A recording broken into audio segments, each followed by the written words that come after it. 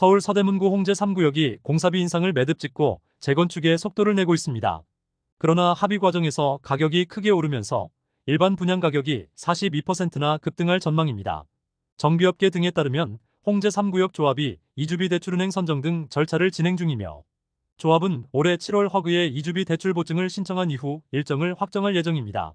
홍제 3구역은 서울 서대문구 홍제동 104번지 1원으로 지하철 3호선 무학재역이 가깝습니다. 지난 2019년 사업 시행 인가 이후 2022년 관리처분 인가를 받았습니다. 가장 관심을 모으는 건 일반 분양 가격입니다. 조합은 2020년 현대건설과 3.3제곱미터당 공사비 512만원의 시공계약을 체결했으나 물가 상승 등으로 공사비가 3.3제곱미터당 784만원으로 53% 상승했습니다. 공사비 인상으로 조합원 분양 가격이 3.3제곱미터당 2,800만원대로 22% 정도 올랐고 전용 84타입 일반 분양 가격도 10억 초반에서 14억 후반대로 대폭 오를 것으로 예상되고 있습니다. 기존 아파트 거래량은 상승세가 이어지고 있습니다. 올해 상반기 서울 아파트 거래량이 3년 만에 최대치를 기록했고 거래가 늘면서 실거래 가격도 전고점의 88%까지 올랐습니다. 부동산 알릴14조사 등에서 올해 상반기 서울 아파트 거래량이 1만 7,980건으로 집계되면서 반기 기준으로 2021년 상반기 2만 5천 건 이후 최대치로 늘었습니다. 남은 실거래 신고기한 등 감안하면 상반기 최종 거래량은 2만 건을 넘을 전망입니다. 지역별로는 서울 동작구 거래량이 작년 대비 28% 증가했고 마포구와 성동구 순으로 거래량이 많이 늘었습니다. 서울 마포와 성북구에서 많은 분들이 기다리던 브랜드 아파트 신규 분양이 임박했습니다. 그러나 예상 분양 가격이 큰 폭으로 상승하면서 실망감이 커지고 있습니다. 서울 마포자이 힐스테이트 분양 가격이 3.3제곱미터당 5천만 원을 초과할 전망입니다. 강북에서 분양하는 단지 중 가장 높은 수준의 가격대로 직전에 분양한 2022년 12월 마포 더클렛이 3.3제곱미터당 4,013만원보다 1,000만원이나 높은 수준입니다. 시장의 예상대로 3.3제곱미터당 5,200에서 5,300만원의 분양 가격이 책정되면 전용 59타입 12억 원대와 전용 84타입 17억에서 18억 원대 수준입니다. 국평 18억 원대는 현재 거래되는 주변 시세와 비슷하기 때문에 큰 메리트가 없습니다. 서울 성북구 장위 6구역에서 나오는 푸르지오 라디우스 파크도 가격 상승이 부담입니다. 예상 분양 가격이 3.3제곱미터당 3,500만원대로 인근에서 분양한 장위자이 레디언트 3.3제곱미터당 2,830만원보다 650만원 이상 높아졌습니다. 전용 84 기준 최고 12억 원대로 분양 가격이 책정되면 현재 주변에서 거래되는 가격과 큰 차이가 없는 수준입니다. 최근 몇 년 사이 신규 분양 가격이 엄청나게 상승하고 있는 상황에서 예상보다 높은 가격대로 나오는 서울 신축 현장 청약 결과에 관심이 집중되고 있습니다. 최근 시세보다 저렴한 무순위 줍줍 사업장에 엄청난 청약 인파가 몰리고 있습니다. 그러나 해당 사실은 서울 등 특정 현장에서만 나타나는 상황이며 지방 등에서는 무순위도 여전히 찬바람만 불고 있습니다. 서울 동대문구 청량리역 한양수자인 전용 84타입 무순위 1세대 공급에서 4만 4천 명이 넘는 신청자가 몰리면서 관심이 집중됐습니다. 그러나 충남 내포 신도시 현장은 147세대 무순위를 진행했지만 여전히 미달이 발생하는 등 불확실성이 커지고 있습니다. 청량리역 한양수자인은 10억 6천만 원대로 공급되면서 시세보다 4억 원 정도 저렴하고 최초 당첨자 발표일로부터 1년이 지나면서 전매 제한 규제도 해제됐습니다. 전세도 8억 원대 중반에 거래되면서 가격 메리트가 크다는 분석입니다. 서울에서는 지역주택조합 파산이 또 터졌습니다. 고금리로 금융비용이 급증하고 부동산 시장 침체가 여전하기 때문입니다.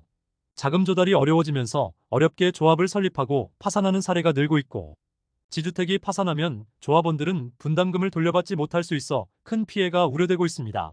서울회생법원은 최근 서울 봉천동 소재 지주택에 대한 추진위원회 파산을 선고했습니다.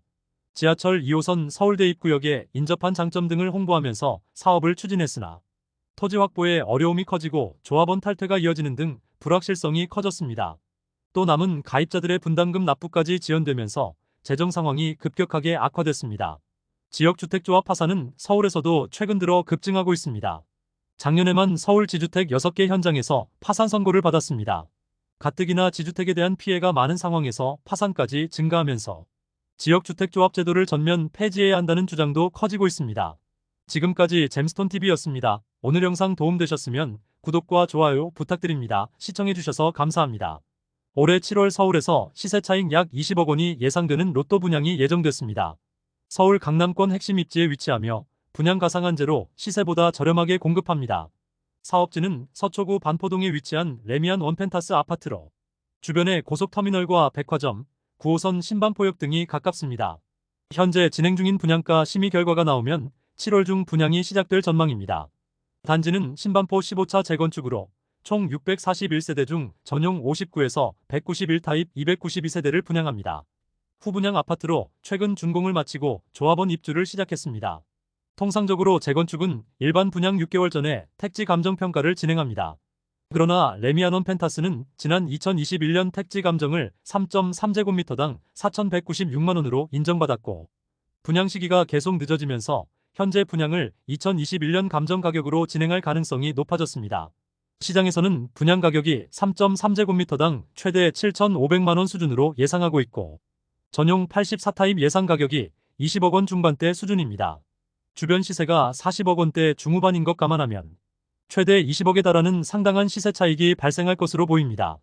경기도 성남에서는 시세 차익 5억 원 이상 예상되는 무순위 공고가 나왔습니다. 국내 거주하는 만 19세 이상 무주택 세대 구성원 누구나 신청할 수 있으며 청약 통장도 필요 없고 100% 추첨제로 당첨자를 선정합니다. 또 실거주와 전매 제한 규제가 없기 때문에 당첨 이후 전세를 주거나 전매도 가능합니다. 청약홈에 따르면 성남시 중원구 이편한 세상금빛 그랑 매종 무순위 1세대를 분양합니다. 단지는 총 5,320세대의 매머드급 대단지 규모를 자랑하며 전용 84타입 분양 가격이 지난 2019년 5월 최초 공급한 가격 그대로 5억 9천만 원대 수준에 공급합니다. 발코니 확장비를 더해도 6억 718만 원으로 2년차 신축 아파트를 구입할 수 있습니다. 주변 아파트 시세는 11억에서 12억 원에 달하고 있습니다. 해당 아파트 전세 시세도 무순위 가격과 비슷한 6억 원대로 형성되어 있습니다. 돈 한 푼도 안 들이고 전세 보증금으로 잔금을 치를 수도 있습니다. 지난해 공급한 무순위에서는 평균 경쟁률 848대 1을 기록하는 등 큰 인기를 얻었습니다. 사업지는 주변에 단남초등학교와 지하철 8호선 반대오거리역이 가깝습니다. 무순위 청약은 6월 19일에 진행하고 당첨자 발표일은 6월 24일입니다. 지금까지 잼스톤TV였습니다. 오늘 영상 도움되셨으면 구독과 좋아요 부탁드립니다. 시청해주셔서 감사합니다. 국내 제1금융권 은행들에서 연체된 가계대출 규모가 10년 만에 최대치로 증가했습니다. 상대적으로 우량한 금융권 대출 상품인데다가 주택담보대출 상품이 많은 것 감안하면 상황이 훨씬 더 심각한 수준입니다. 금융권에 따르면 작년 말 국내 20개 은행들의 가계대출 연체가 3조 1,753억 원으로 1년 만에 46% 이상 급증하고 있습니다. 분기 기준으로도 2013년 9월 이후 역대 최대 금액입니다. 은행별로는 국민은행의 가계대출 연체가 4,388억 원으로 가장 많이 증가했고 NH농협은행과 우리은행, 신한과 하나은행 순으로 나타났습니다. 연체가 급상승하고 있는 건 경기 침체와 고금리 등 영향 때문입니다. 높은 금리가 장기화되면서 대출이자 상환 부담 금액이 증가했고 시장 상황까지 악화되면서 차주들의 어려움이 커졌습니다. 한국은행은 2022년 4월부터 올해 초까지 사상 최초로 7차례 연속 기준금리를 인상했으며 특히 작년 7월과 10월은 한 번에 0.5%를 올리는 빅스텝을 단행했습니다. 현재 한은 기준금리는 연 3.5%로 2008년 11월 이후 최고치를 유지하고 있습니다. 서민들이 벼랑 끝으로 내몰리면서 다른 대출 상품 상황도 심상치 않습니다. 자영업자들이 이용하는 개인사업자 대출 연체액이 1년 만에 83% 폭증했고 총 2조 1,719억 원으로 관련 통계를 공개한 이후 역대 최대치입니다. 금융권 관계자는 가계대출 연체는 사실상 최후의 보루로 여겨진다며 여러 상품의 연체가 크게 확산되는 건 그만큼 현 상황이 어렵다는 것이라고 밝혔습니다.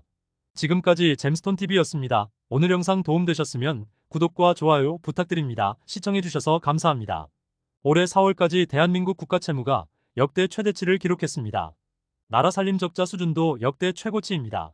시간이 갈수록 한국 경제 불확실성이 높아지고 위기감이 커지는 상황입니다.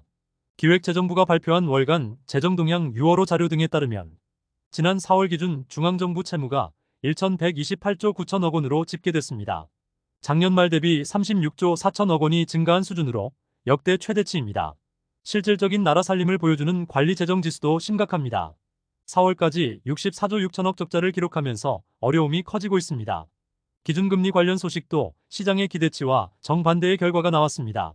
미 연준이 최근 기준금리를 동결하고 금리 인하에 신중한 태도를 보이면서 한국은행의 금리 인하도 올해 말 또는 내년으로 넘어갈 가능성이 커졌습니다.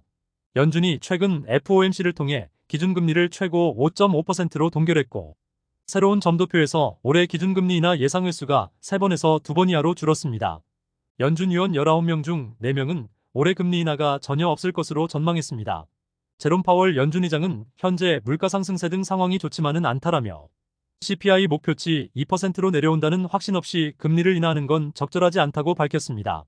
한국은행 총재도 금리 인상 결정에 더욱 신중해지고 있습니다. 한은 총재는 최근 물가가 목표 수준에 수렴할 것이라는 확신이 들 때까지는 인내심을 갖고 현재의 긴축 기조를 충분하게 유지할 필요가 있다는 입장을 다시 한번 밝혔습니다. 섣부른 금리 인하를 결정해서 물가가 다시 불안해질 경우 물가 안정 등을 위한 정책 비용 지출이 더 커질 수 있다는 의견입니다. 결과적으로 올해 초부터 시작될 것이라던 금리 인하 시작에 대한 기대감은 올해 한 번도 금리 인하를 하지 못하는 최악의 상황을 준비해야 하는 흐름이 되고 있습니다. 한때 GTX 열풍으로 미래 가치가 높다고 평가되던 평택시 분위기가 반전됐습니다. 올해 들어 평택에서 분양한 사업지가 단 한 곳만 제외하고 청약에서 전부 미달됐습니다. 하반기에도 7,000세대 이상 나올 예정이라 미분양이 더 심각해질 가능성이 높아지고 있습니다. 수도권에서 가장 큰 호재인 GTX와 세계 최대 규모 반도체 클러스터 호재가 여전하지만 부동산 시장 침체를 피하기에는 역부족인 상황입니다. 올해 공급된 평택 사업지 청약 경쟁률이 0.24대 1에 불과하고 최근까지 분양한 사업지 7곳 중 6곳에서 미달됐습니다. 미분양도 경기도 미분양 총 9,459세대 중 평택이 2,641세대로 가장 심각합니다. 최근 경기 침체 신호로 볼 수 있는 불길한 징조가 나타나고 있습니다. 올해 들어 부동산 경매로 나오는 공장이 급증하고 있습니다. 통상적으로 경매 시장에 공장 매물이 쏟아지는 건 경기 침체의 전조로 알려지고 있습니다. 공장은 아파트나 주택 등 일반 부동산과 달리 일반 투자자들이 쉽게 매입할 수 없습니다. 매매 가격이 보통 수십억에서 수백억 원대에 달하고 있으며 산업단지 내 공장은 업종과 임대 제한까지 있어 수요자가 한정적입니다.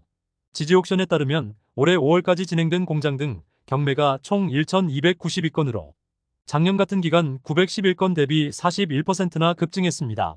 매수세는 사라지면서 낙찰률과 낙찰가율은 시간이 갈수록 낮아지고 있습니다.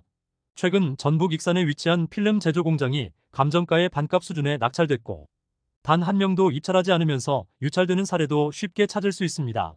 업계 관계자는 경기 침체가 확산되면 공장도 매수자를 구하기가 쉽지 않다라며 공장 경매 물건이 늘고 낙찰 가율이 낮은 건 경기 침체의 우려가 크기 때문이라고 밝혔습니다. 당장 7월부터는 주택시장도 매매 수요가 더욱 감소할 전망입니다. 금융당국에 따르면 7월부터 스트레스 DSR 2단계가 시행될 예정입니다. 올해 2월부터 은행권 주택담보대출에 스트레스 DSR을 도입했고 7월 1일부터 은행신용대출과 제2금융권 주담대로 확대 시행합니다. 스트레스 DSR이 도입되면 기본적으로 대출 한도가 상당 부분 감소합니다. 차주가 대출 이용 기간 중 금리 상승으로 원리금 상환 부담이 늘어날 가능성을 감안해서 DSR을 산정할 때 일정 수준의 가산금리를 부여하는 규제입니다. 대출이자 4%대 원리금 상환액을 기준으로 한도를 산정했던 분들은 스트레스 DSR에서는 가산금리 1%를 추가해서 5%대로 원리금 상환액을 정합니다. 가산금리 적용 비율도 현행 25%에서 7월부터 50%로 확대합니다. 대출 한도가 감소하면 아파트를 팔기가 더 어려워질 가능성이 높습니다. 아실 자료 등에서 서울 아파트 매물이 84,228건으로 1년 만에 30% 이상 급증했고 매수세를 찾기가 어려워지면서 역대 최대치 수준으로 매물이 쌓이고 있습니다. 지역별로는 서초구 매물이 7,126건으로 54% 이상 증가하고 있고 동작구와 송파구, 강동구 순으로 아파트 매물이 많이 나오고 있습니다. 지금까지 잼스톤TV였습니다. 오늘 영상 도움되셨으면 구독과 좋아요 부탁드립니다. 시청해주셔서 감사합니다. 서울 둔촌주공 단지 내 중학교 설립이 무산될 위기에 처하면서 서울시교육청이 도시형 캠퍼스 신설을 검토 중이라고 밝혔습니다. 서울시교육청은 둔촌주공 학교용지를 공공공지로 변경하면 학생들 피해가 우려된다며 해당 부지에 중학교 도시형 캠퍼스 설립을 적극 검토 중이라는 입장문을 발표했습니다. 도시형 캠퍼스는 폐교 위기 학교를 분교로 만들어서 보존하고 인구 과밀 지역에서 새로운 분교를 설립하는 유연한 학교 설립 정책입니다. 둔촌주공은 학교용지 기부 체납으로 단지 내 중학교를 신설하기로 했으나 지난 2020년 교육부가 학령 인구 감소를 이유로 중학교 설립을 부적정으로 결정했습니다. 인근에 중학교가 많아서 분산 배치가 가능하다는 판단입니다. 서울시 교육청은 관련 중앙부처들의 유권 해석도 교육청과 같다는 의견을 받았다며 학교 설립에 혼선이 없도록 서울시에서 내부 방침을 철회해 주기를 바란다고 강조했습니다. 한편 둔촌주공은 최근 시공사업단에서 커뮤니티 시설로 반려동물 샤워시설 설치를 제안하면서 입주 예정자들 사이에서 반대 여론이 커지고 있습니다. 조합 측에서는 조만간 대의원회에서 해당 안건을 논의하고 추진 여부를 결정할 것으로 알려졌습니다. 반려동물 샤워시설은 셀프 목욕기와 대형 드라이기, 미용 테이블 등으로 구성되며 최근 강남권 아파트 중 일부에서 해당 시설을 설치하고 있습니다. 부동산 시장 침체가 심각한 지방에서 청약가점 만점 당첨자가 나왔습니다. 청약통장 만점은 최근 레미안 원베일리 무순위 등 특수한 경우를 제외하면 전국적으로 봐도 3년 만에 처음입니다. 청약홈에 따르면 전북 전주에서 공급한 에코시티 더샵 4차 현장에서 전용 84타입 당첨자 청약가점이 84점 만점을 기록했습니다. 청약가점제는 무주택기간과 청약통장 가입기간, 부양가족수 등에 따라 최고 84점으로 구성됩니다. 과거 지방에서 만점 통장은 2021년 세종시에서 분양한 세종자이 더 시티 현장으로 전용 84타입에서 기타 지역 신청자가 84점을 기록했습니다. 에코시티 더샵 4차는 지역 내 신축 부족 현상이 심각해지면서 청약 신청자가 몰렸습니다. 이번 청약에서도 일반 공급 354세대 모집에 67,687명 신청하면서 올해 전국 최다 청약 접수 현장으로 집계됐습니다. 또 분양 가상한제로 시세보다 1억 정도 저렴한 것도 영향을 줬다는 분석입니다. 최근 금융권 가계대출이 7개월 만에 최대폭으로 증가했습니다. 주택거래 증가로 주택담보대출이 크게 늘어났고 심각한 가계대출 규모가 다시 증가세로 돌아서면서 금융당국의 고심이 깊어지고 있습니다. 금융당국은 시중은행 임원들을 긴급 소집하는 등 대응 방안 마련에 나섰습니다. 금융위원회에 따르면 지난달 은행권 가계대출이 한 달 만에 6조 원 늘었습니다. 작년 10월 이후 가장 큰 폭으로 상승했습니다. 가계대출 증가의 가장 큰 원인은 주택담보대출입니다. 6조 원 증가분 중 주담대가 5조 6천억 원으로 대부분을 차지하며 은행권 대출 경쟁으로 연 3% 후반의 금리가 유지된 영향이 크다는 분석입니다. 금융당국은 가계대출이 2달째 증가하면서 긴장 모드에 들어갔습니다. 연말부터 금리 인하가 시작되면 가계부채가 걷잡을 수 없는 상황에 들어갈 수 있기 때문입니다. 최저 1% 대출이 가능한 신생아특례 소득 조건이 하반기부터 2억 원으로 상향되는 것도 불안 요소입니다. LH가 2025년까지 예정된 공공주택 공급 계획을 점검하고 연내 5만 가구 이상 착공하기로 했습니다. 사전 청약이 사실상 폐지되면서 올해 공급 물량이 대폭 감소할 가능성이 높아진 상황에서 공급 부족 우려를 줄이기 위해 작년보다 4배 이상 많은 5만 호 이상 착공을 서두르는 분위기입니다. LH는 3기 신도시 등 수도권 사업지를 중심으로 선행 공정을 앞당기고 주택 분야 인허가를 동시에 추진하는 등 공공주택 공급을 본격 추진합니다. 전 세계 경제 상황에 가장 큰 영향을 미치는 미 연준의 금리 인하 기대감은 갈수록 줄고 있습니다. 로리 칼바시나 미국 주식 전략 책임자는 올해 한 차례 금리 인하도 많은 것 같다며 인플레이션이 예상보다 더 좋은 수준을 유지하고 있고 국채금리까지 동반 상승하면 주가지수도 급락할 것으로 우려했습니다. 월가의 대표적 강세론자인 리서치 대표도 연준이 올해 금리를 그대로 유지해야 한다고 강조했고 카탈리스트 최고 투자 책임자도 올해 연준의 금리 인하를 보기가 힘들 것이라고 밝혔습니다. 지금까지 잼스톤TV였습니다. 오늘 영상 도움되셨으면 구독과 좋아요 부탁드립니다. 시청해주셔서 감사합니다.